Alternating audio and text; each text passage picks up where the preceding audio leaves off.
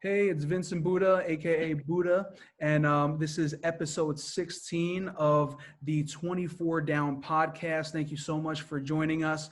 And we have an awesome guest on today, someone that was, I guess some may say, the one of the founders or forefathers of 24 Down, Justin Banks, aka Bustin Jenks. Justin, how you doing? Buddha, I am great, man. I know this time is long overdue. I'm so sorry it's taken me so long to get on here with the craziness of life from everybody, but man, pleasure's all mine. Good to see you. Awesome, man. So happy to see you. And we see in the background, is this the, I can't say Redskins, is this the Washington football team room there? Yeah, dude, this is my office in my basement, which if you could see kind of a pano here, my whole basement it's a museum to what once was the Washington Redskins, but we're going hard for the football team now. And yeah, behind me is, man, just a little sketch art one of my buddies did. I got to hang up. So yes. Awesome, man. When do you think they'll get a name? By next year or so, or what? Yeah, I mean, everything I've followed with it, man, it looks like it's an 18 to 24 month process to rebrand that organization. But between me and you, I mean, look, it's the right move. That name needed to go. It's been a debate since I was in middle school, and it's good to have that behind us and just be able to, focus on losing football exclusively. That's cool, man. Awesome, bro. So, man, we're going to get into what we'd like to do first. We got a little format, and you know about it. We're Yeah. you today and everything. And so, first off, we want to know, your life pretty much after Valley Forge, after 24 Down, up till now. So you could take it away and give us an update. Yeah, you got it, man. I mean, gosh, trying to encapsulate, I guess, 11 or 12 years. It's tough, but, I think I'll kind of start from when I left. I know this was actually a question, so I can jump into more detail of how and why I left Valley Forge, when that comes up. But just to kind of give you a synopsis, when I left, I found myself in the middle of Kentucky. So my parents moved to Kentucky when I guess right between my junior year, fall and spring semesters. And so moved to Kentucky. They moved to pretty quickly and abruptly even to serve at a church. Sold everything in Virginia. My whole life was there, and they felt, called to do some other things. And so they did that. And yeah, I found my world very different. And so in Kentucky, immediately after Valley Forge, I was actually serving as a youth pastor at a church in London, Kentucky, and was actually working part-time at a new Starbucks there, which was a load of fun to kind of do both. I mean, I was probably 20, 21 at the time, and man, met so many great people. And that part of the world, Eastern Kentucky, being exposed to that immediately from, Philadelphia Metro and where I grew up about an hour south of DC, to really be put in it's just, you can't even really say it's rural. It's just a very different part of the world, very impoverished part of the world, but really rich in so many different cultural things that I would have never guessed, in the middle of Kentucky. And so spent a lot of time there, made a lot of great friends, and really, really grew up. I think I was forced to do some, I don't want to say forced, but, life kind of gives you these stages to grow. And that was probably the biggest time of growth in my life was the 4 or 5 years I spent in London, Kentucky. So after that, man, I actually finished school. I moved to Louisville, where I still am now. Finished college at the University of Louisville. And there I met, around that time, I met my wife. So I was actually, through some mutual friends at a Halloween party get together, and ran into her, and have seen her every day since. We've got a 9-year anniversary coming up here in October. Her name's Hannah. If you haven't seen on social media, whatever, she's great. Together, we've got 3 kids. Noah, my oldest, is 8, and I'll kind of get into each one because they're all very, very different. And then our daughter, Emma Kate, she's 6. And then our youngest little hurricane, he's Owen, and he's 3. So all very different. Noah, pretty cool stuff, man. He's in 3rd grade. He's a big cross country runner. He got into cross country actually in kindergarten, and which is crazy. His elementary school lets really young kids obviously do that sport, which I've never heard of that, but it was really neat to get him in that early. And he's 8 and runs a sub 6 minute mile. Like he fly. Did not get that from me, but really just an awesome guy, man. He's a heart of gold. He's a great friend. And it's crazy just to watch him grow, as you have obviously seen with your kids, Buddha. Just as they get older, their personalities change and so many things about them, just grow and evolve. And then my daughter came along. She was born just before Christmas, December 23rd, in 2013. So they couldn't be two different people. I mean, they're just, my son has never met a stranger. My oldest, Noah, Emma Kate, is very reserved, very shy. She is the epitome of daddy's girl, but that kind of comes with the territory, but she's amazing. And then we had Owen in 2017. So we kind of debated having a third and if that was something we wanted to do. And it was kind of a now or never moment. And so he joined our family, and it's completed us in a way that we really didn't think possible, man. So life's full, dude. So in between all those things, growing a family and marriage and kind of, finding our, my life in Louisville with Hannah and our family, I started working for Apple in college as a part-time sales gig.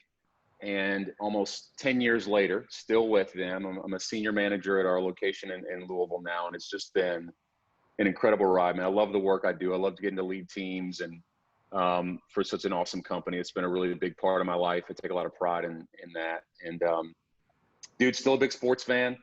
Still, again, we kind of introed with that, but still love kind of looking around and following DC sports as much as I can. It's been good to get a hockey and a baseball championship, somewhat recently, and be able to, celebrate that. But beyond that, man, personally, hobbies and things, not a lot's changed. I'm still super involved with what my kids are doing. They kind of take us everywhere. We kind of just follow them.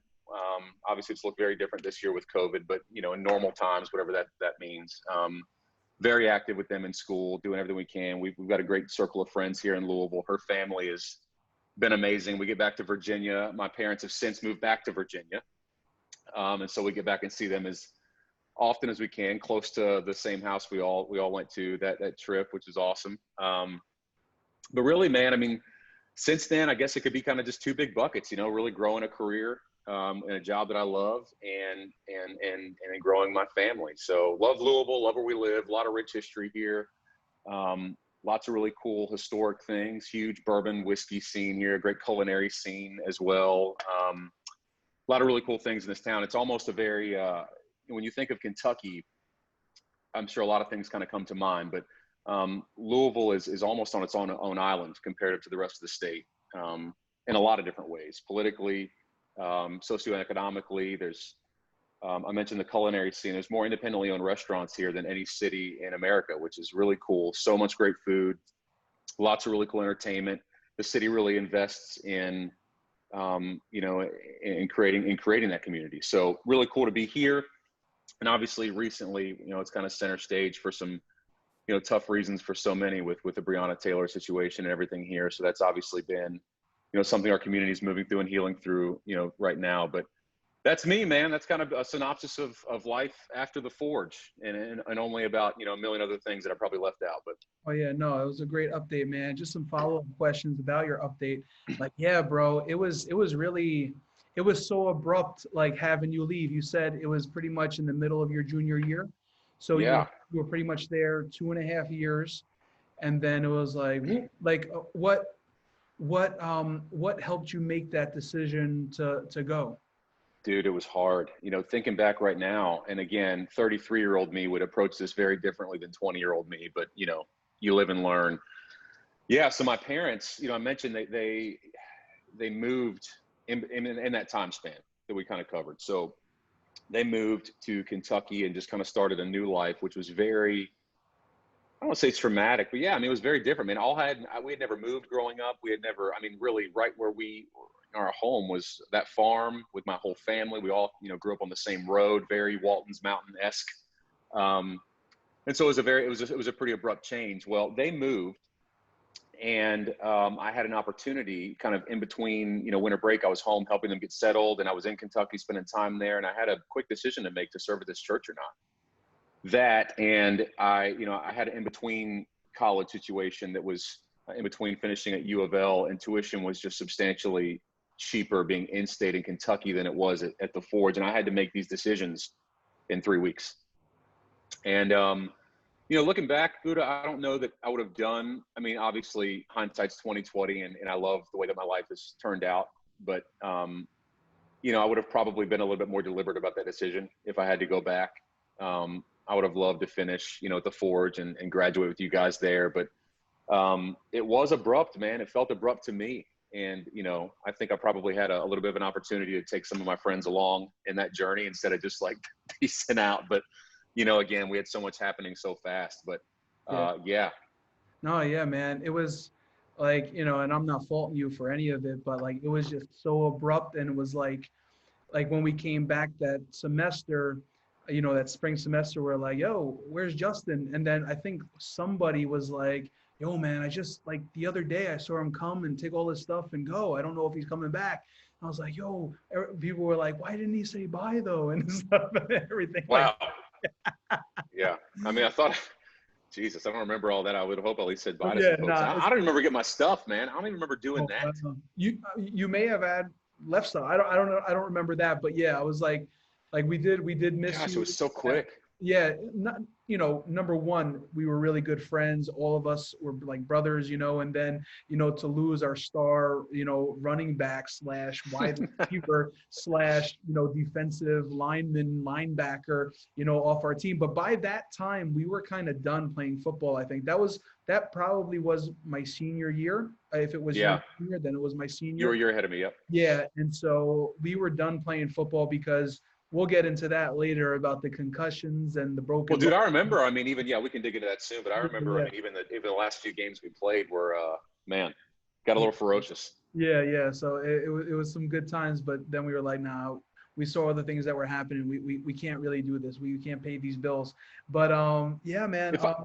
Yeah, go ahead. Yeah, no, I just wanted to pause, man, before we move on. I do want to say, for everyone listening, this is a really cool opportunity to do this kind of collectively. Like, guys, I wish, if there is, you hate to say there are, regrets in your life, but if I could have, and I could have, I just should have chosen differently, said goodbye to everybody differently, I would have. And, I miss you guys. It's, it's so awesome to keep up with everybody on Facebook, and certainly on the phone or text. I've been in closer contact with some than others still, but yeah, I mean, I reflect on the time with everybody just so fondly. It's such an awesome part of my life. Mm-hmm. So, wish I would have done that part of this a little bit differently. But anyway, we can keep it moving here. And I would say, from me and from probably all of us, man, I'm telling you, we forgive you, and we're so happy to have you on the podcast. We're so happy to have you, part of the community again, because this podcast has really even got me more part of the community again.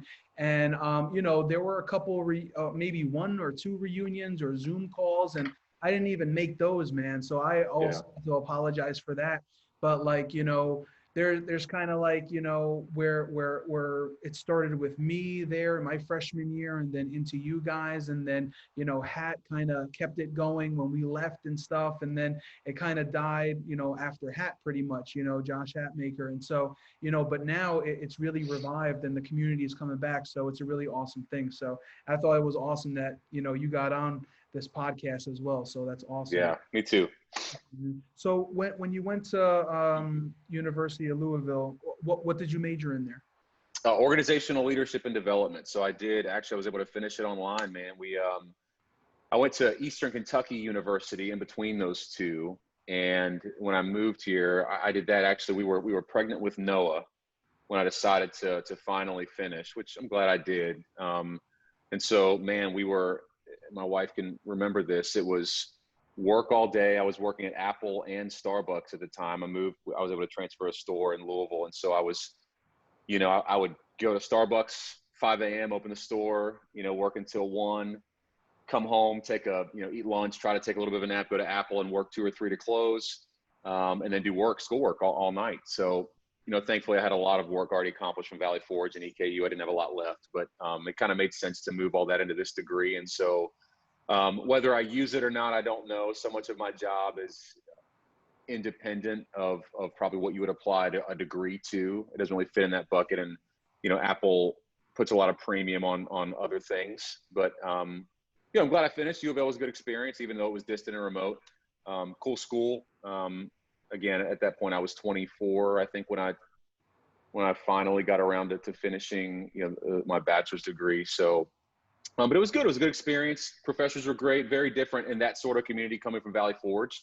Part of what I wanted to, Buddha, when I decided to go back was a larger school feel. I wanted kind of something a little bit, to compare. Not that, I mean, looking back and having both experiences, I would probably choose Valley Forge. I mean, thinking about, but not knowing what that was like or what that would look like, I kind of wanted to see that for myself. And, but yeah, it was a good experience.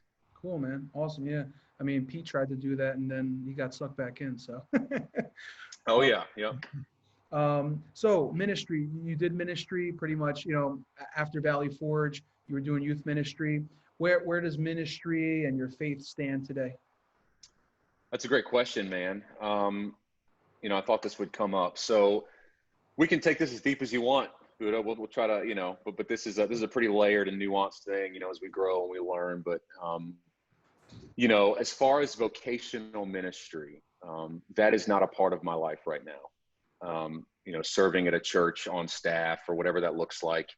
I would like to think that God and faith and that part of my life is very much real. We go to a great church here in Louisville, Southeast Christian Church. It's obviously been very different, virtually and things since COVID, but, it's been really cool seeing my kids learn and grow and take interest in that, but it's evolved, man. I grew up, I would think, being where we landed in the world in college in an Assemblies of God, very conservative school. A lot of that has changed as I've grown. A lot of my theology and thought process around who God is and what grace means and how that's applied to me now and what's acceptable, what's not. It was very hard for me to meet so many different people in a city that have so many different walks of life and viewpoints. And not that truth changed for me, but how I viewed that and others did change.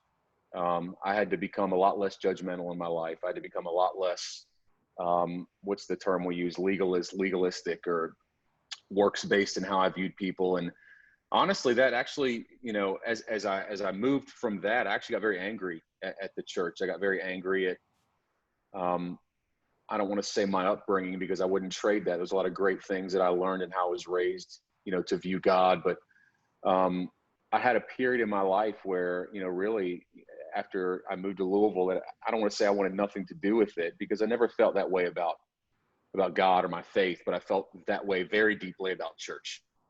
And, I'm not in that place now, thankfully, but, it's just evolved, man. I try to think a lot more about grace and about love and about how God views everyone, man, and their situations and their perspectives, where they're from, their life, the decisions they make, and I lean on myself a lot less to try to sum that up for them, and so it's been very different, but I'm very fortunate that that's still a part of my life. My wife has been great there, just watching how she, man, just leads our house, and our kids. It's been, I'll tell you, that's been the thing that's really kept, a tangible remnant of my belief going. Mm-hmm. And, I don't put all that on her, obviously, but it's been, she is grace personified in this home, man. And, so yeah, it's different than when you and I last talked about it, for sure, but it is still a part of my life and something that, I is very dear to me. That's great, man. And I would actually say for me and many, like part of the 24 Down family would have to say that, our views have changed as well. Like I remember, you don't know that you're growing up in something like that, in like a very conservative church, a very legalistic, until you're in your 20s or 30s and you kind of really realize it, Yeah. And I realized it, and now being, like a head pastor of a church, I'm like, listen, man, we need to let these legalists, like we're acting too much like the Old Testament. And in the Old Testament, oh man, people were dying left and right because, there were over 600 commandments that they had to, follow. This is not the Old Testament anymore. Like I even look at the Catholic Church, how they have pretty much temples, Yeah. And so it's really like, let's get out of the Old Testament. Let's love, let's be gracious, let's be merciful. And yes, let's be just as well. God is a, a just God, and and he's going to discipline, and he's going to, but why do we need to always be the ones disciplining? Let's let God discipline. Now, like for ministry leaders and pastors, yeah, there needs to be discipline done. But when Sure. someone that's a churchgoer, you don't have to like shame them or kick them out the church and stuff like that. It's like, I'm with you, man, with that grace. And that's if you haven't listened to it yet, you got to listen to Hat's episode, but also even Bowdwin's episode, because they go into a lot of that, how Valley Forge was very legalistic, and how we all grew up in church was like that as well. And we've changed. Yeah, that's good to hear, man. I mean, I think, yeah, I mean, that's just such a layered thing. But yeah, I mean, I'm just thinking even back to Valley Forge, and just like, such a foreign concept now to even have like, open dorm nights where like, yeah, it just, those things that were so second nature just now would feel like, man, like what were we doing? But I understand that, as this place, and certainly don't knock them for that. But that was, yeah, it's just a lot's changed. Yeah, it's true, man. Last follow-up question here. So you mentioned your wife, how awesome she is, and Yeah. definitely, it's awesome to have an awesome wife. So she's full-time with the kids? Yeah, well, yes, but also full time, working. So I say Okay. that because she just does. Yeah, she's the director of a childcare center here in town. So she's done that. She's been in childcare for, oh my goodness, man, probably, I mean, at least before we met, probably 13, 14 years. But she, yeah, so she's from here, from Louisville. Her whole family's here. We had just a lot of crazy stuff happened, man, in the course of us meeting and growing. Her family has changed a lot. Some things out of our control, and some nuts things there that it's kind of went on over the years. But and then in a lot of positive ways. Yeah, she's from here. We met here. Again, yeah, she works in childcare. She is, but again, we have 3 kids, man. So my job is, I don't want to say it's incredibly demanding, because I have a lot of flexibility in my work, but it is demanding. It's probably no way around that word. But she is the epitome of a great mom, man. And it's just such a crazy thing to see her grow as a mom, and learn patience. And not that she had to learn it; she was born with tenfold more than I probably will ever have. But dude, she's the best, man. She's an amazing wife. She's keeps his house just fun, keeps it fun, keeps it moving. Doesn't take anything too seriously, but also knows when to lean in and really create some learning and teachable moments for our kids, and even for me. She's, I don't want to get too mushy here, but she's my best friend, man. She is. I'm very fortunate to have met her. Out of, her and I both have had a lot of very, long relationships before meeting each other. One of which took me home every weekend when I was at Valley Forge even. And, but, having a lot of those experiences that we're going to bring together, she just keeps it moving, man. She does not, she doesn't get hung up on things too long. She's not a drama person. I'm fortunate, man. When I look at her, again, when you talk about those things that keep your faith alive, it's hard not to acknowledge that there is a gracious God in my life when I get to wake up to her every day. And that's just a daily reminder. So, yeah. That's great, man. That's awesome. Cool, man. And so that's an awesome update. And I know I love hearing the updates, because this is something that we really don't know about, life after the Forge and stuff like Yeah. that. So now we're going to get into some questions, and even some, memories from way back when and everything. And this is really fun to reminisce as well. So we're going to start. I believe I have all the questions. If I forgot your question, if I overlooked it, I'm sorry, but I think I got all of them. So we're going to start with Pete. And his question is, what's the best part of being a dad? Dude, man, we're probably all like similar here in dad life. I'm sure we're gonna probably all pull out of the same bag of what we love about it. But gosh, the best part of being a dad, I think having the opportunity. I'm so shocked being a dad. You have kids and you feel all this pressure all of a sudden to be this like provider, and to be this figure in the home that's honorable, that your kids look up to. But you know, it's a lot of pressure to be a teacher, really, is what it is. But, and that's certainly a big part of it. My favorite part is what more my kids have taught me, man. You know, I learn from them every day, just how they interact with each other, how they meet strangers, how they, you know, they don't know things that are so commonplace in our culture right now. They have no stigmas about people. They have no presuppositions of what someone is going to, you know, look like or treat them like. They're so innocent. And I've learned so much from them and how they interact. They have hearts of gold.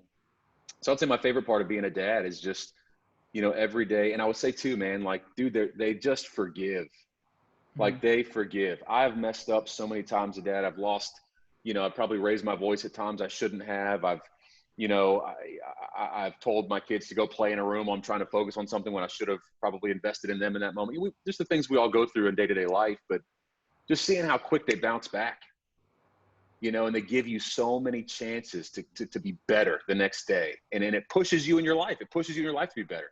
Makes you want to be better at work. It makes you want to be a better dad, certainly a better husband. You know, it just is, it's a constant motivator to see how quick they are to forgive. And that's been my favorite, by far my favorite part so far.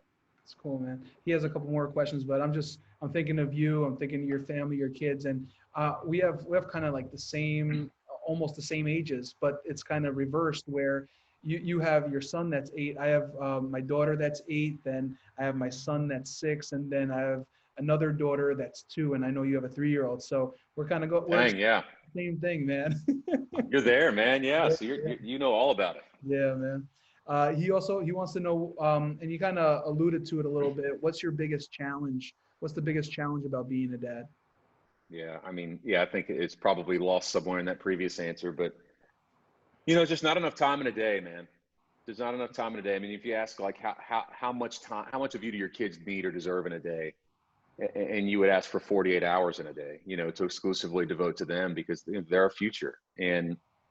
But that's the biggest challenge, you know, coming home from work and leaving work there and being able to be a dad and invest in them, you know, when they bring ideas to you or something they really want you to go do, creating time for it. You know, it's not, you know, people say it's priorities and, you know, managing priorities. I don't think it's that. I think it's, you know, decision and choice management.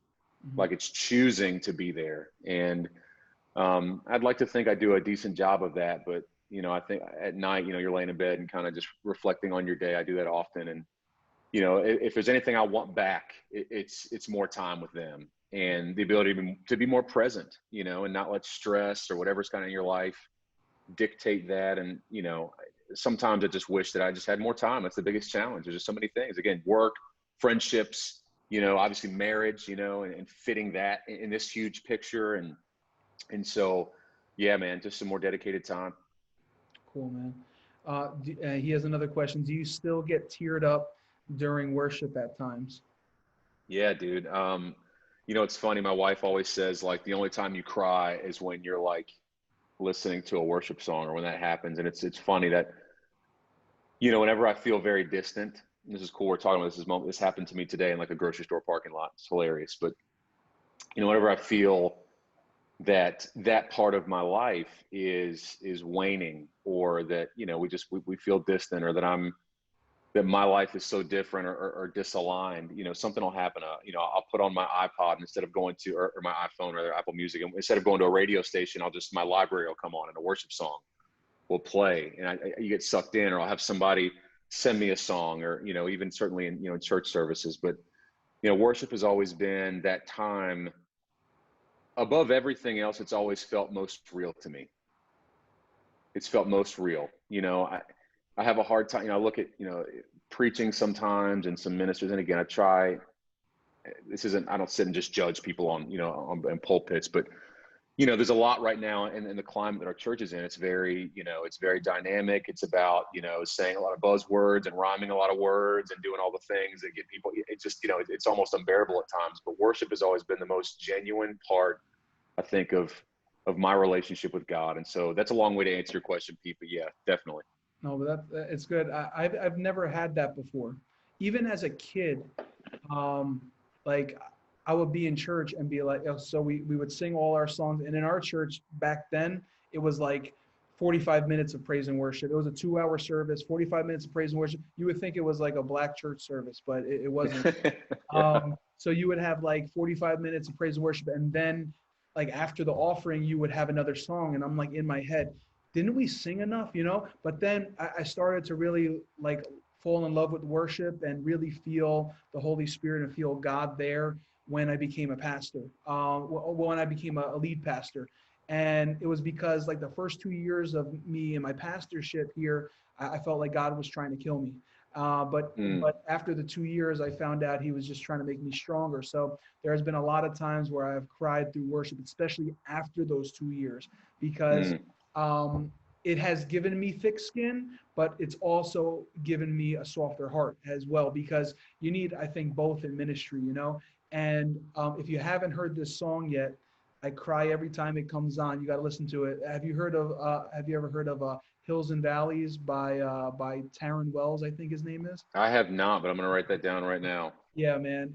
Taryn Wells, Hills and Valleys. That gets me all the time.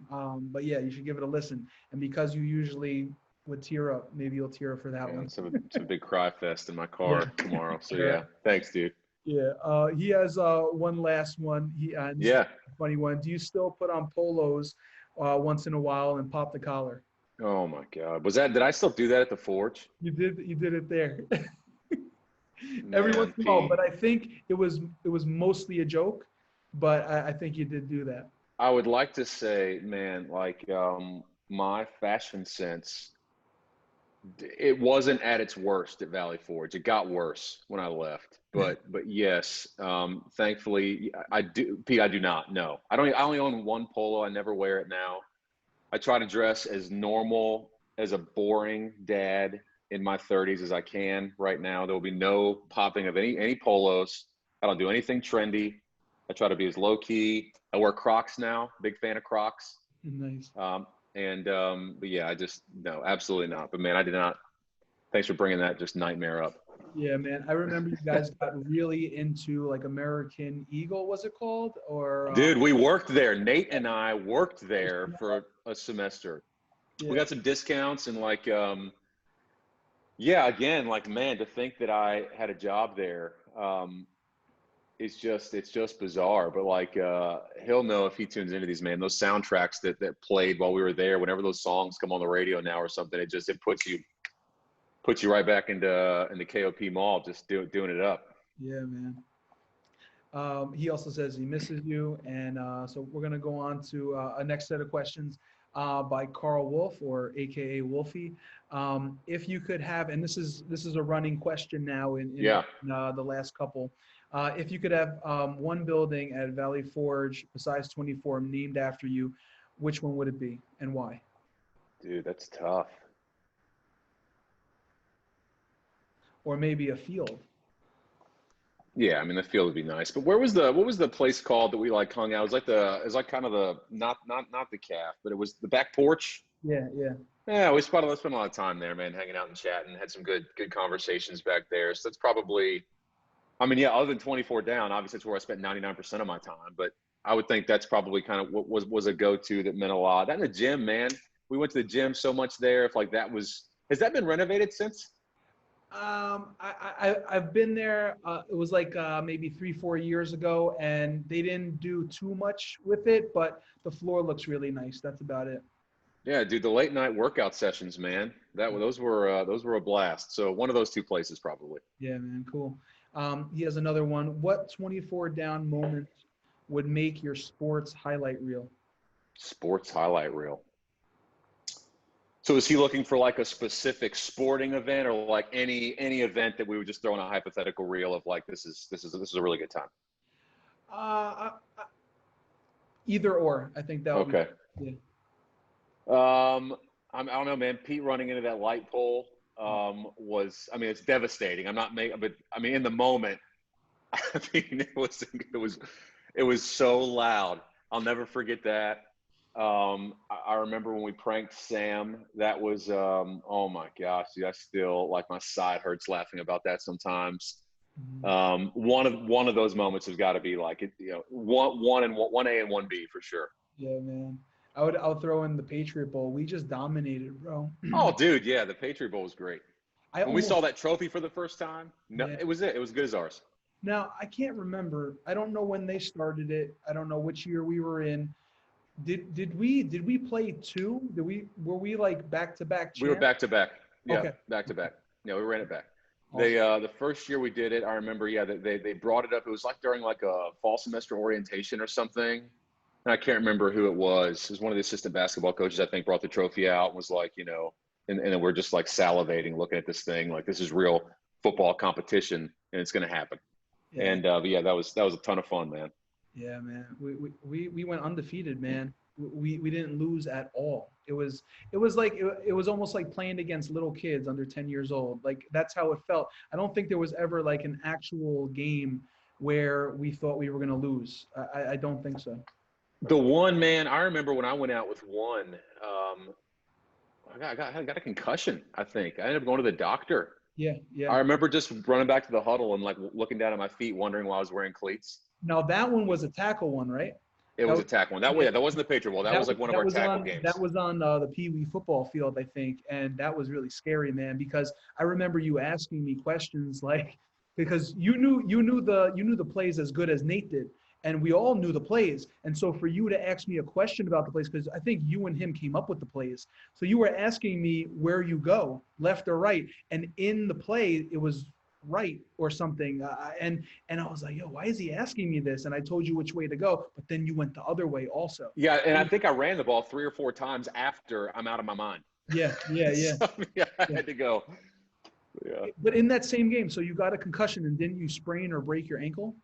No, the ankle thing happened earlier. That was a different game. It was a tackle. It was one of the tackle league games. It was different. That had kind of healed up, I think, by then. This was just, I don't know what happened, man. I got picked up by 3 or 4 people, and I remember falling back on my head. Yeah, And you know, I didn't know anything different until I remember vividly, like wondering what I was doing there. yeah. Like Hopefully, it was a crazy feeling. it would be crazy if, and God forbid, man, God forbid, but it would be crazy if you got CTE from a Valley Forge tackle Yeah, football. I'm sure it's there somehow. But yeah, so funny, man. Yeah, and we have the next set of questions is from Big Daddy Rick Feltenberger. My man. Yeah, man. So he says, Justin Banks, JB, take us back to that fateful night under the lights when our heads collided. I didn't know about Yeah, this. dude, this is before we started playing together, but I think this is probably, man, it was my freshman year. I think it was we had I don't know if it was a official intramural. I can't remember if that was a thing, but we played kind of just pickup down on the softball fields. And It yeah, was for some, intramural, but it didn't. I don't think it went anywhere. yeah, me either. It started, but there wasn't enough teams. I think. Yeah, so it may have been one just we were picking it up there, but for some reason, Rick was playing free safety and or just back there, and I was just running a fly route, and we went up for the ball, and man, our heads. No concussion here, but I have no idea how it didn't happen. But we both went up at the same time, both fell down, and I knew of him at that time. I think we had kind of made a little, we were acquaintances. But after that, I mean, we kind of hit it off. He became a tight friend, and we've actually picked it up a little bit on Facebook recently, and just kind of doing some back and forths. But yeah, that was the night that kind of our friendship was solidified, because we literally, probably have pieces of each other's brain, still lodged somewhere. But that was a tough hit. That's funny. And now you've taken me back, because I think that may have been maybe not the same night, but the same couple of weeks, because I remember being back there when we were really, because that was in the beginning of the semester. So I think it was in the beginning of you guys first being there. And so that's when he pancaked me. He knocked me on my butt. And I got up and I was like, yo, man, that was awesome. Because no one really ever done that to me. Yeah, He yeah. was bigger than me and probably stronger than me. And he put me on my butt. And I was like, that was amazing, man. That was awesome. Keep on doing that. And so, And then I got to run and behind he both was you on our guys. floor too, So Yeah. exactly, man. So here's another football question from him. Now that we are retired, how did the Clydesdales do for you? Gosh, Clydesdale. that was hilarious, man. That was look, you guys know it. That was we even alluded to it, man. I mean, just as it's so funny to think of just the scope and scale that we play, but we were so dominant, and so many people, it's cool to get it as big as we got it. I mean, there was 4 or 5 teams that would consistently play. And yeah, I mean, the line was the difference, Mm. I didn't get touched for probably 20 yards, and then it was over. Yeah. So it was just so much fun, man. Yeah, and I would remember even in like the Patriot Bowl, I don't know if you got called for it, but I always remember you would start so quick with your feet. Even if you weren't going anywhere, even if we were making a cut, you would always be chopping your feet. And that's what they teach you in high school, right? So you're Yeah, chopping your feet, you're going so fast. And then people will be coming at you, and just I think instinctively you would smack people's hands away so fast. And I don't know I think I did. and you would be stiff arming people. I think we may have got called a couple of times, but I'm like, sure. I mean, dude, I couldn't decipher. Even I play football now. You know, I still play a lot with work people, and we play wrap ups yeah, where it's in between flag and tackle. But yeah, I mean, when you turn it on, you turn it on. You can't. You know, I had such a hard time deciphering like between like guys pulling a flag or defending from a flag pull versus just trucking somebody. So yeah, exactly, exactly. yeah, I remember. So it was like me and Rick, and then it was Neil. Neil just didn't say anything. He just worked. soldier. Yeah, he was the galloping ghost. He was the workhorse. He was But just dude, he made some clutch plays. yeah, he did at In the times. Patriot Bowl specifically, I remember Neil, like, I don't know if any game was closer in question, but in moments where it probably was, Neil was the guy that always came up with maybe a loose fumble, or he got those really, I remember his flag pulling skills. Yeah, he would dive Dude, out. it felt like he was Stretch Armstrong. Like the guy Yeah. he would just pull flags. Nobody got away from it. It was so crazy to watch. And, But yeah, he had a yeah, lot of great moments. he wouldn't even be happy about it. He would just do it. He did his job. We'd be like, Neil, and then he was like, He okay. just kind of walked back. uh, We got to get that guy in the podcast because I just Yeah, found dude. out that he's married, he has a kid, he has a new baby and everything. I'm like, wow. Or maybe the baby's like a year old. I'm like, wow, he got married. Yeah, it was. I know he was looking for his wife at Valley Forge, but I guess he found her. Rick wants to know your funniest laugh out loud moment at 24 down Valley Forge. Oh my gosh, funniest laugh out loud moment. It feels like all we did was laugh. Yeah. There's the big moments that and obviously my roommate was Sam's song. So, I mean, dude, every day this kid had me just rolling. Probably we laughed. This is more of a long string of laughter versus like one moment. But I remember one day walking into our dorm, and the smell in there, dude, was just so bad. And I'm like, I've done laundry. Like, I'm not the cleanest person in the world, especially compared to Sam, who's like one of the most meticulous guys in the world. But I'm like, what is this? I'm like, Sam, we got to find this, dude. Like, what's going on? I can't sleep. Like, this is bad. The whole hall stinks. He's like, man, nothing, dude. Like, do your laundry. And it's like, it's putting on me, just doing his thing. And so we tore this thing apart and couldn't find what this smell was. And I don't remember what prompted him to do this, but under his bed towards the front, there might have been a pillow or something blocking it, but there was a bucket of kimchi that was sitting in there for weeks, dude, weeks. Wow. And it was so even just it was glowing. It was just so gross.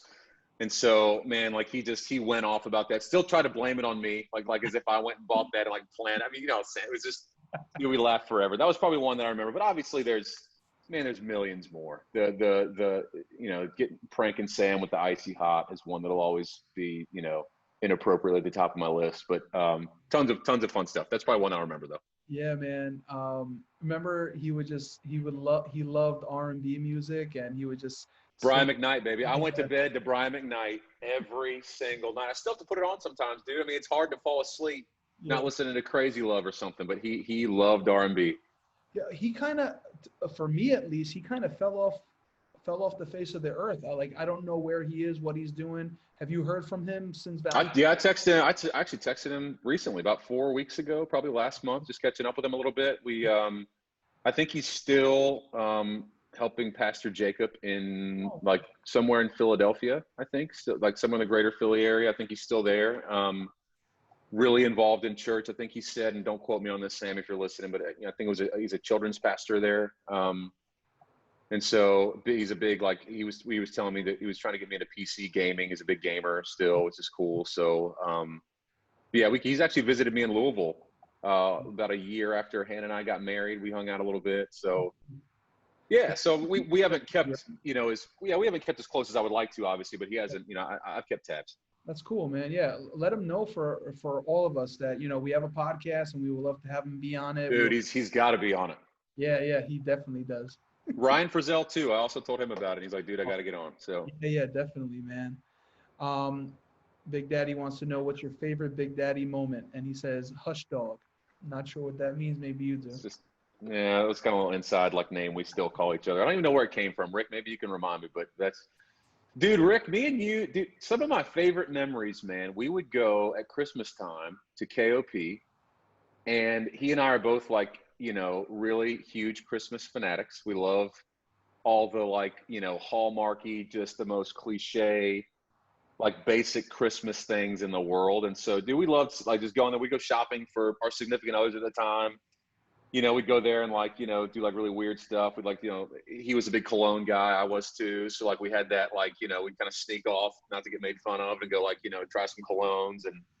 But dude, yeah, man, probably our Christmas like gift shopping sprees at KOP, Rick. That was some time where not just the event itself, but we got a lot of windshield time in together, just talking to one another and getting to know each other. And really those trips, among all the other things in the hall, really kind of helped really solidify a lifelong friendship. So I won't ever forget those. That's awesome, man. And then his last one is, who are you hailing now? And maybe he means your football team. Yeah. Hail to the Redskins is our fight song. There's no hail. We retired it. It's just we're the football team. It's bland. It's boring. And I actually am kind of into it, Rick. And so no hailing happening here. Cool, man. All right. So, and let me tell you that we have a lot of questions at any time. You say, hey, you know what? Let's put this in part 2. Whenever that is, we can definitely end there. Yeah, sure. Yeah, man. So we have one of the flag burners, I believe, and I don't even remember this guy, I would have to say. So if you're listening, Phil Anderson, I don't remember you, but I do remember what you did to our flag. But Phil Anderson, I remember his brother. But he says, if memory serves me correct, you played a part in 24 Down Wrestling. How would you like to make a comeback? And he says, Josh knows what I mean. Dude, I didn't actually. I think the wrestling was like, at the other end of the hall, like Hat and everybody, they're super like, I was not a part of that. Okay. But I do remember vividly the passion that came from that wing of the hall around wrestling, and it was contagious. Yeah. And so, no, I mean, it'd be cool to kind of see how the guys are keeping up with it now, but no, I was not, unfortunately, a part of that.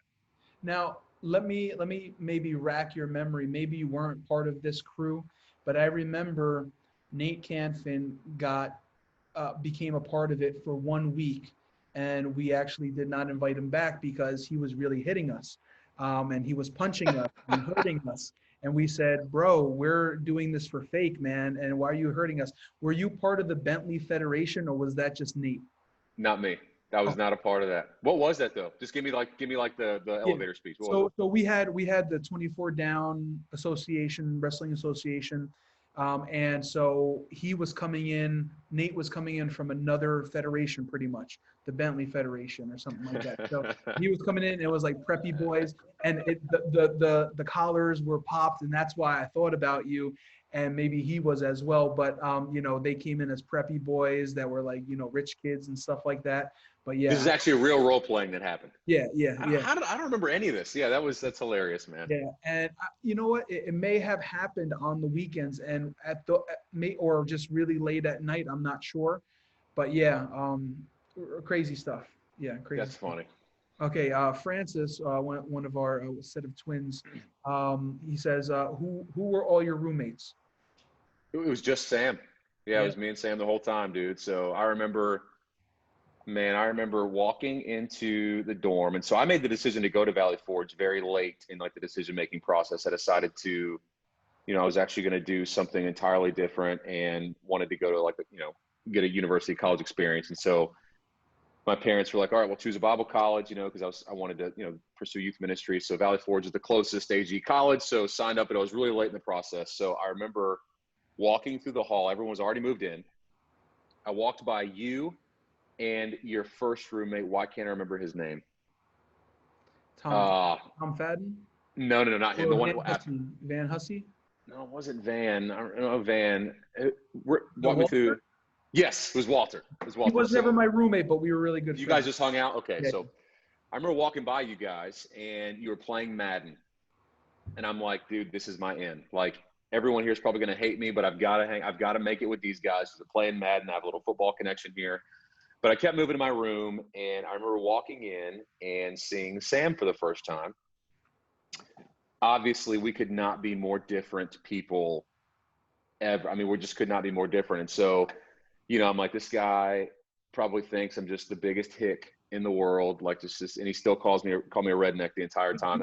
It's just funny. I think he called everybody that wasn't Korean, but he, but it's so funny how we hit it off, man. I remember just, I felt like, he was older than me, but I felt like almost like an older brother in a lot of ways, a lot of times to him. And he probably felt the same way about me. He probably felt like my mom, but, the dude, we had such a great time in college. We looked after each other and just continued to be roommates the whole time. So we never mixed it up. That's cool, man. You may be the only ones that have started together and never, mixed it up. That's cool, man. Yeah, I remember he'd be like, "You red Nick," and he'll be like, "You white piece of studio."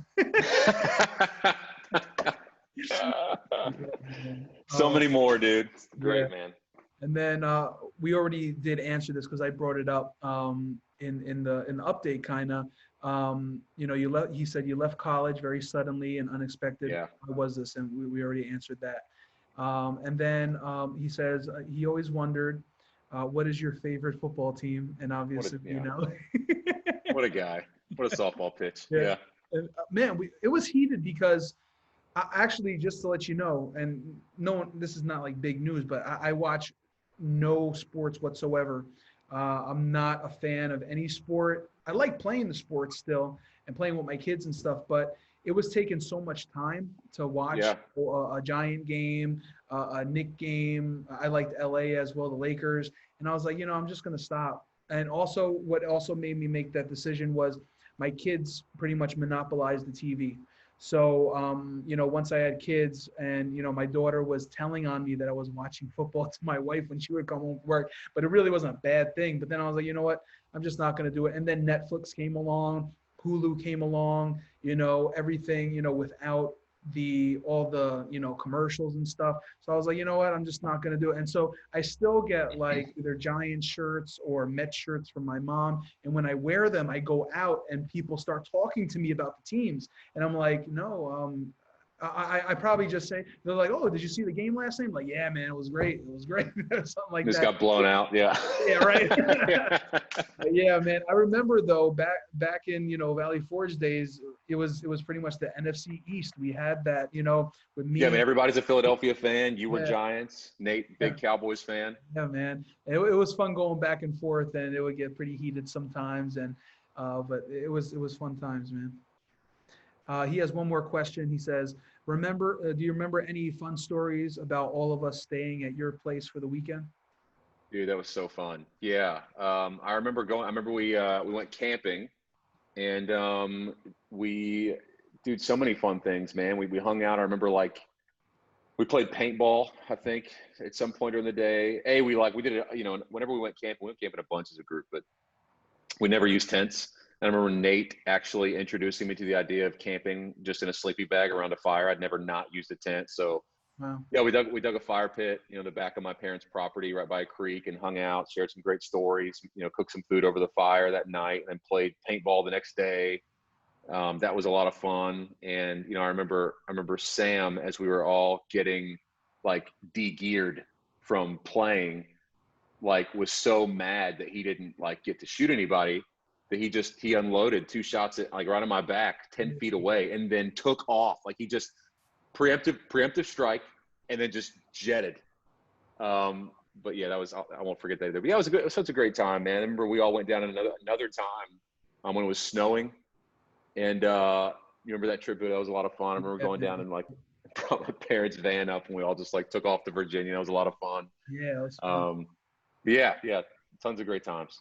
Yeah, I remember on that trip, Pete talked a little bit about it on his episode where, it was a fun trip, man. I don't remember sleeping, even though we did. I don't remember sleeping. I think we slept all in the living room all together. You got a bunch just crashed. Yeah.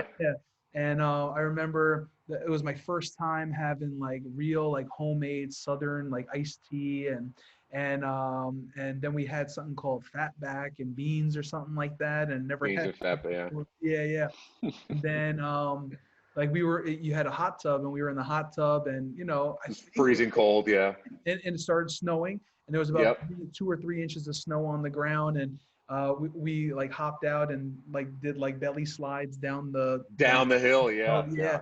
And then the funny thing is I think I was talking to my mom about that a couple weeks ago, and then she reminded me that I didn't even remember this, and it's not your guys' fault, but I was telling her about it and stuff, and she was like, yeah, and then that same week when you went back, you got pneumonia and something else, bronchitis. I was like, really? And I ended up like in the Phoenixville hospital. Dude, I'm sure, man. We were You doing some know that. crazy stuff. Yeah, it Like we was went for, crazy. yeah. Like we were practically naked outside in like 30-degree weather. It was fun. That'll do it. Yeah, it was a great time, man. So we are questions. Um, sorry. No, you're good. Yeah, you I got got you now. Yeah, yeah, yep, yep. about that. I opened up my AirPod case. No. Yeah, so we're halfway done with the questions. You think you can do this next half? You good? Oh yeah, man. Dude, kids are asleep. Like everything's great. Nothing but time. This is awesome. Awesome. So Matt Bowdwin here, he says, how in the world did you come up with the incredibly creative Halo gamer tag, Bustin' Jenks? Yeah, again, softball pitch. We were even joking about this in the thread here. I do remember though, man, we had some vicious Halo games like early on, 24 up and 24 down. We used to go on those local LAN servers. And I think we were even like dominant at that. I don't remember losing very often, but then we kind of like, that's not a shot, Matt. I'm just being honest with you.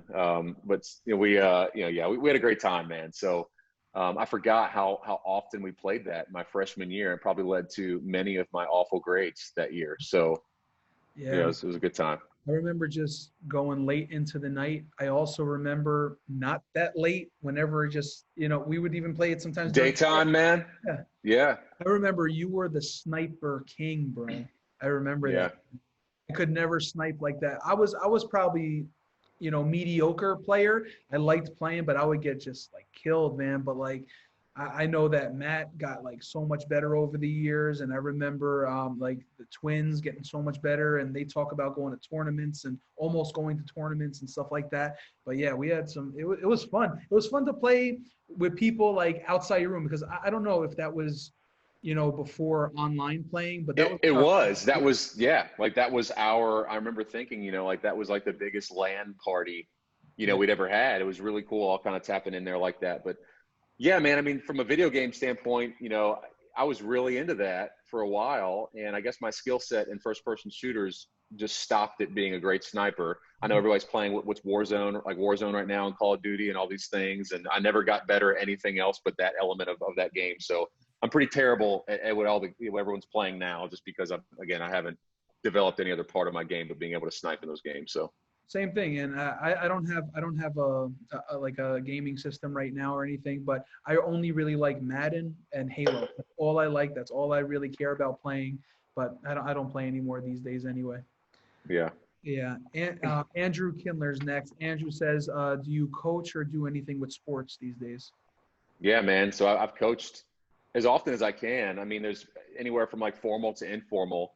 I've coached a middle school football team here in town, which is a lot of fun. All my kids' teams. It's funny, like Noah, kind of he's the oldest, so he's kind of went through all the sports first before the other two. But I remember just a lot of the YMCA like leagues he would play in t-ball.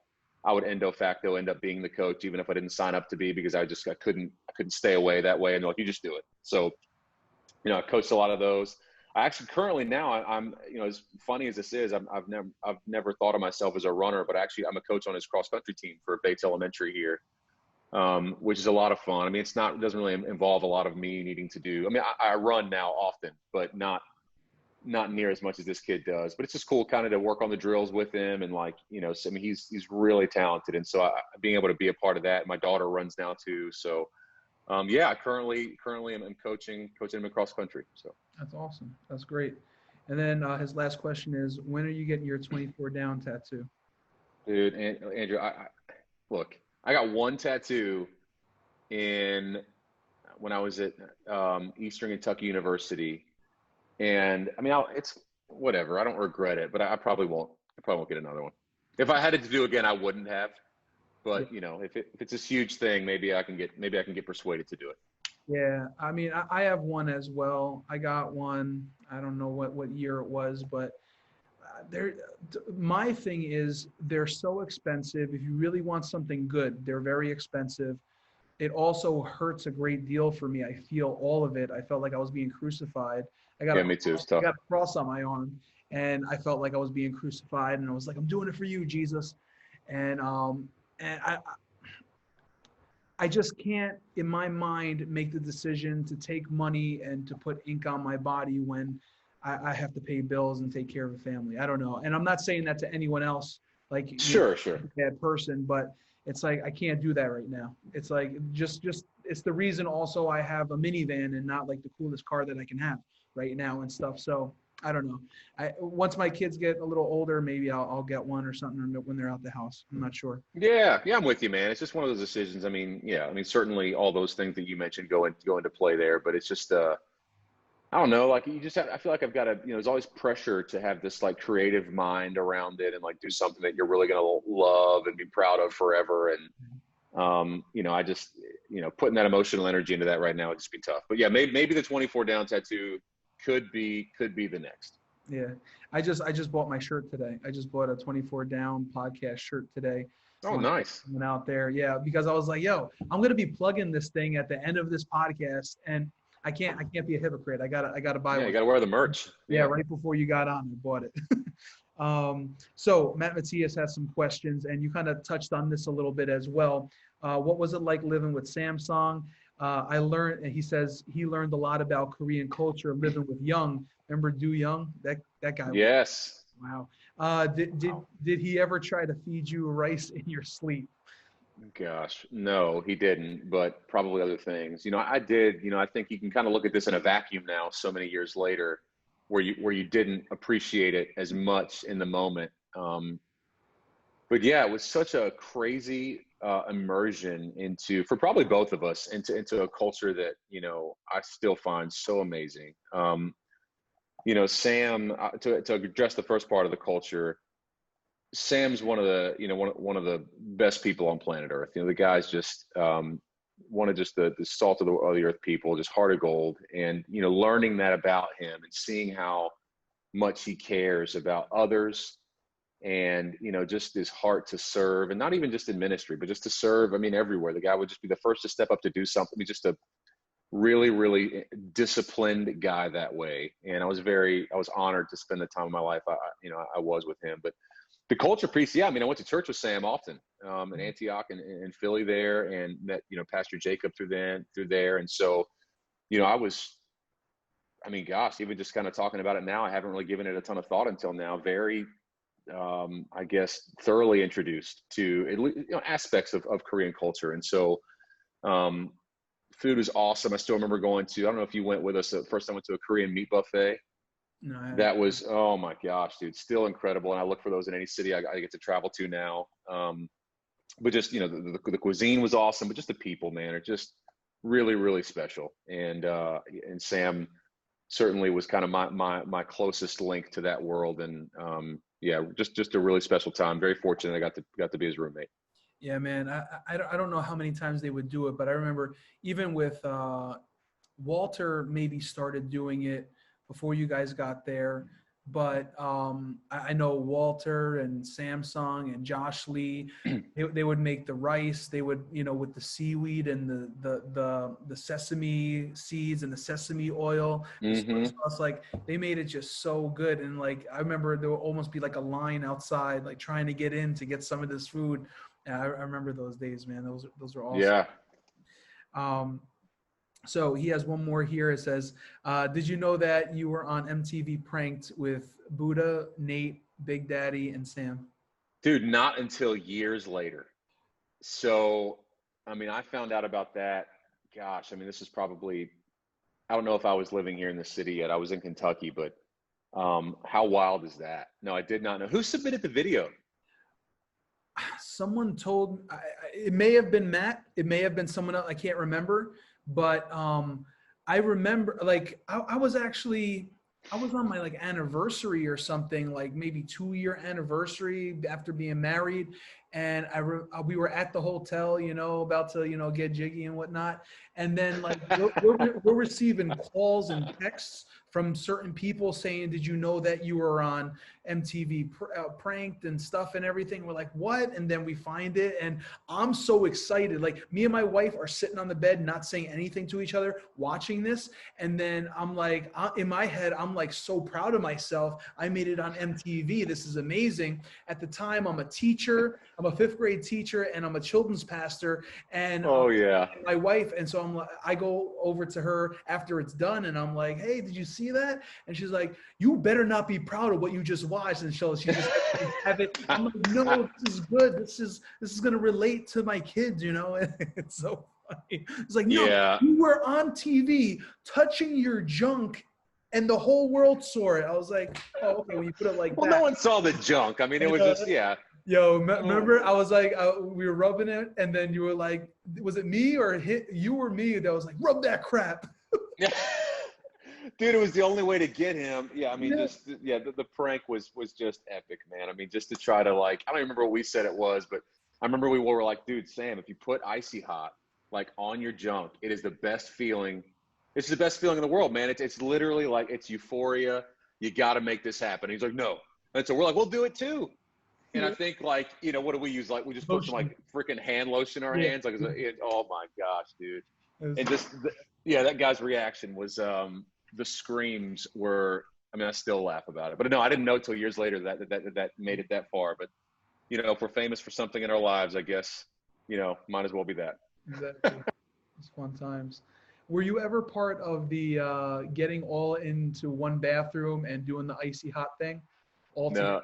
20 people. That may have been, maybe you weren't part of it and you didn't want to be part of it because I think Nate didn't want to be part of it, or you may have left by then, but it was crazy, man. One time we got like 20 to 30 guys in like the middle bathroom and we all did it together because they thought it was so funny, the prank that we did. And so we all did it together and people are like hanging on to like the shower bar that's there and like they're in full clothing and they're like, you know, they have the shower on and they're just trying to get it on their junk, get it off.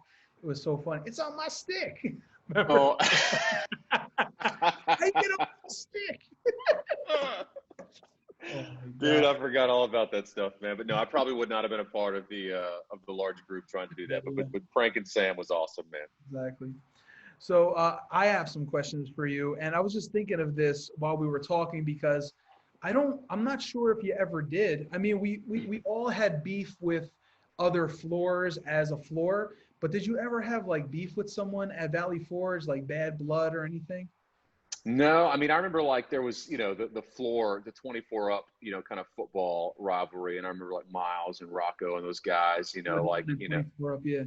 Yeah, but nothing personally, man. I don't remember meeting, you know, anyone there that I didn't have respect for or didn't, you know, like, I mean, if I situationally kind of remembered really hard, I'm sure there's a couple people that I was like, you know, didn't care for, but, yeah, I don't know, man. Nothing that at least I can recall now. I would say no. Yeah. Crazy thing that happens because it comes up because the funny thing for me is that I had beef with Miles, not because of really anything that I wanted to do, but it just happened. Like when I was a freshman, when I came in as a freshman, him and Rocco, and there was another guy, his name was Robbie Kirk. And so these guys were like the big guys on campus. And, you know, they were the most popular, they were the jocks, they were all that stuff. And, you know, coming in as a freshman, 24 down wasn't established yet. And so it kind of started like, you know, a couple of weeks into my freshman year and we started to hang out and stuff. But like, you know, we didn't have a team or anything and everything like that. That's why it was so great that you guys came the second year, my second year, and it was awesome how we had that team. But like I was playing basketball with them, pickup basketball one day, and they actually let me play. They were like the bullies, you know what I mean? And so I was playing, and then I drove into the basket to go up, and I'm like 320 pounds, you know, and I go up for a layup, and Miles stays there and he gets knocked the frig out and he actually sprained his ankle. And so they're all mad at me and everything. He's mad at me. I actually had to like leave the court because it was just ridiculous. So and he's I going, didn't know that. yeah, he's going around campus, with crutches for like, a month or two. And it was crazy, man. So he never really liked me for that. And then we played intramurals and we didn't have a good intramural team. It was 24 down intramural team basketball. And so we were doing that. And Robbie Kirk, this guy's like 6'2", 6'3", beautiful looking guy. He looks like no homo. He looks like a model, And so we're on the court and I keep on like putting my like button into him, boxing him out and everything, and I knock him down. And so he keeps on telling me, he's like, don't do that to me again. Don't do that to me again. I was like, I'll do it to you whenever I want to. And then he almost like threw a punch at me. Now that same Robbie Kirk, he pastors a church in Yonkers now, and it's like a mile away from my church. And so we tried Wow. to be buddies, but it never really turned into anything. And so like, we kind of don't like each other, I think, but hopefully he never listens. But yeah. So I had some beef with people. I just wondered if you did as well. Yeah, I mean, probably the same guys. I mean, like I said, man, it was always sports related. We talked those matches up a lot. On those days we played, there's no friends on that field. So, but nothing. I never had anything like that happen. Certainly. Yeah. That's good though. That's good. Yo, man, take me back. I'm not sure exactly which game it was before, but take me back to the time when we had a big game the next day. It was like a Friday night, and that Saturday we had a big game, and we were probably playing on the backfield. It probably was the day that you either got injured, whether your head or your ankle. But before that, maybe it was even when we played in the dark, on the quads. I'm not sure. But like, I remember being in your room. Sam wasn't in the room. It was me, you, Nate, and maybe Pete. And we were like, out of nowhere, you and Nate was like, yo, let's trash talk. Let's trash talk 4 down right now, or 24 up, whoever it was. And so you guys started trash talking and you were like, yeah, I'm going to take Miles. I'm going to punch him. You remember that? Yeah, just those like crazy hyperbole laced trash talks. Do you remember any of them that you could share? I don't remember any of the things that we said, dude, but I remember Nate was by far the best at it. Yeah. Like he would get so the trash talk was like, he gets so hyped for it, and then it was such a like, man, I'm gonna take this guy, and I'm telling you right now, like I'm gonna take him to the football field, and I'm gonna knock him down. Yeah, it's just so like vanilla. Yeah. But I was doing the ones that were kind of vanilla because I was like, I've never done this before, and they're like so intricate, these stories that you guys are telling, and I was like, yeah. I remember it deeply now. I think Nate was like, yeah, I'm going to take the ball. I'm going to make a touchdown. And you guys were like, I'm going to take a knife and stab him in the heart. Dude, those are fun, man. I remember probably the biggest like night before anxiety though, or like just thinking about the game was probably, yeah. I mean, you get butterflies a little bit, man. Just like bragging, right? That was our whole life, you know. Like it was so important. But dude, there was so many fun games, man. I remember what was the building next to us? I'm assuming just 23. Yeah. Those apartments or something. They had a team, and I remember that one guy that was, man, 4 times my size, and I was like, dude, we were playing, and he was in the open field. I remember kind of dropping a shoulder on him, and I wasn't trying to knock him down, but he flew back like 4 feet. We were in class the next day, and he was like nudging this guy sitting beside him. He's like, this guy like pancaked me, man. It's incredible. He's like, I'm like, whoa. Yeah, man. I think dude, we got some of those trucks on tape, man. I remember watching those, man. Those are awesome. It's a blast, dude. It was a lot of fun. Yeah. So, oh yeah, here we go. So, I had a couple of questions, but we already kind of answered them going throughout. So pretty much we have two more guys that are asking questions, and we're done. This has been an awesome podcast. So Tom Rizzo, he has some questions for you. He said, any regrets of choosing Valley Forge over whatever schools wanted you to play football? Because I remember in my head, I remember Clemson. So any regrets of choosing Valley Forge over some of the other schools for football? No, I wanted to go there. I think no, I mean, like I said, I was going to do something. I was going to go, really deep into ministry out of high school. That was something I really wanted to do. And, I think that, Valley Forge was at the time in my life that I was in, that was probably the most, it just made the most sense, man. And looking back, I think at the relationships and the friendships and the memories, no, I have no regrets there. Even from non-athletic things, just going to other universities were considered. And again, later in life, I got the opportunity to go to some bigger schools. And again, now we kind of talked about that a little bit, but having that, being able to zoom out a little bit and having that comparison, I think, no, it just solidifies how special that was, man, in that campus. Again, I don't necessarily agree with all of the doctrine there now and a lot of the things in my life that I've grown past and through, but what we had as far as just the friendships and just that chemistry with that group of guys, man, was just no regrets at all, Tom. Yeah, man. I think they're doing better now. I think, like with the code of conduct, it's a little more eased. And believe it or not, I think, if I'm wrong, someone correct me. I think there is actually a Korean president of the college right now. So Don is gone. President, but no, actually, no. There is a Korean. The president right now, he's Korean. Pretty wow. Cool. Yeah, Don Meyer cool. Left, and the crazy thing about Don Meyer, I always had respect for him, but now hearing the things that Hatt went through with him, and Baldwin went through with him, and even Talesha kind of went through with him. Talesha not so much, but I haven't lost a lot of respect, but maybe just a little bit. But he also had he somehow got the school to give him a 1-year paid sabbatical. I don't know if you know that. He retired, but then he had Valley Forge pay for a whole year of his salary, and he went on a year sabbatical. So that's pretty crazy. Yeah, I mean, I don't want to say it surprises me, but that's yeah. And I think I'm sure with some new leadership there, a lot of those things have changed and eased. And it's still a Bible college, which is great. But I mean, obviously, I kind of paid attention to the name change and the university and all, which is kind of cool. But yeah, man. Yeah. Do you remember Matt Wolf? He would be like, "Hey, Ebby." Do you remember that? Ebby was Meyer's wife's name. And be like, "Oh." I remember a lot about Matt Wolf, but I don't remember him saying that. Yeah. So Rizzo has one more. If you had to name the Washington football team, what would you name them? Dude, what a tough one. I've thought about this a lot. There's a lot of fan forums right now that are really into the Red Wolves. I think that sucks. I mean, it's just stupid.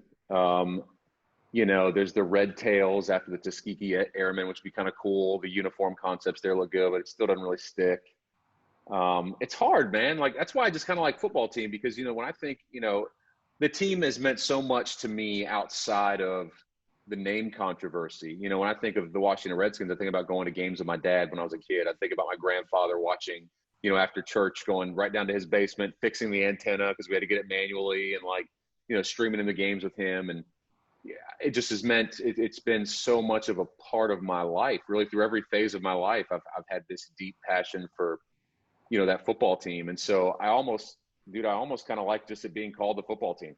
Mm-hmm. A lot of professional soccer clubs in Europe, it's just the city and then club. Mm-hmm. It's all about the city. So they just left it like this, dude. Honestly, it would be fine, but I'm sure they'll get it right. I've heard the Sentinels, name it after something DC related. If it was up to me, though, Tom, I'd probably just leave it. Just football team. Just keep it going. Yeah, that's cool.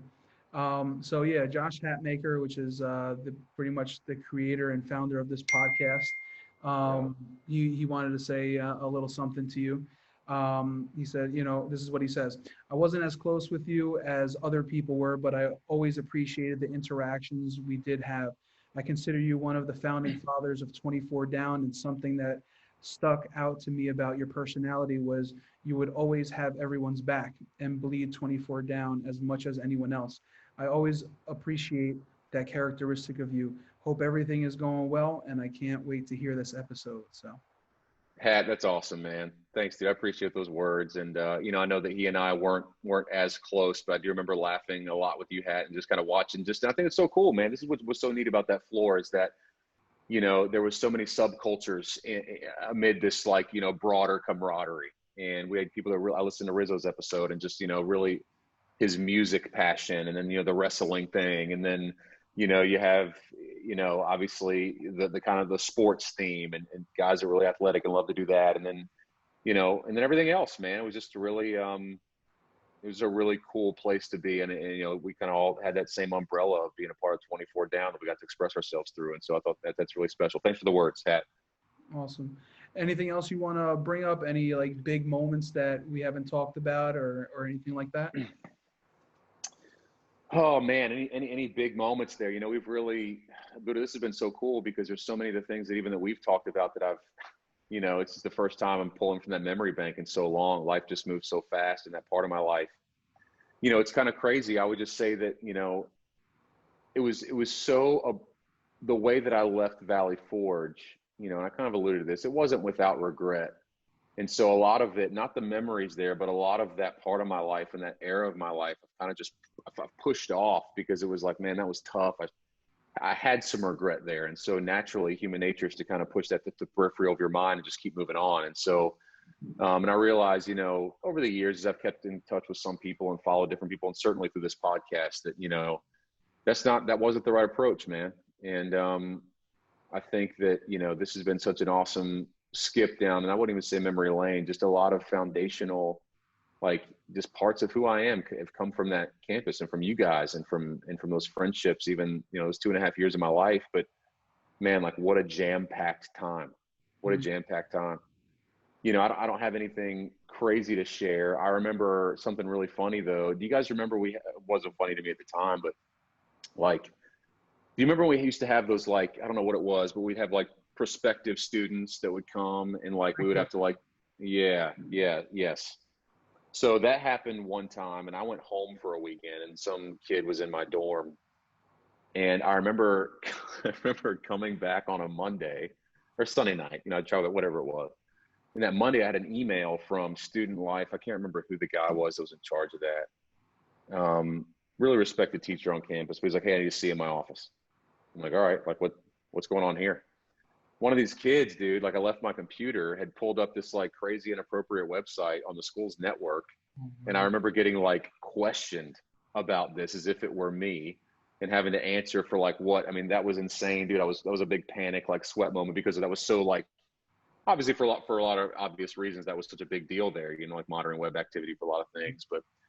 And so I was like, who was this kid, man? I remember me and Sam trying to like figure it out and like look at these rosters and like, this is unbelievable. But that was a wild moment, man. I remember just, and then, on top of those stories, dude, just so many laughs, man. Like the trips we talked about. I remember going to Atlantic City, and that beach trip was a lot of fun. That's the last time I'd been there, but a lot of 10-cent wing nights at that local wing spot down the road in Phoenixville, man. Then we would come back smelling like cigarettes and be like, yo, yeah. We were just having it was wing night. We were just having wings. That's all this was. I remember, dude, I was there. I remember waiting in line. I remember skipping like 2 classes to get the first iPhone when it came out in 2007, and Nate just giving me like so much grief because I didn't have a case for it yet. So I'd keep it in this little microfiber cloth that it came with it, and I protected it like it was my kid. Dude, all the trips, man, like we went to, what was that, like Chinese buffet like down the road too that we'd always used to hit up? That was great, man.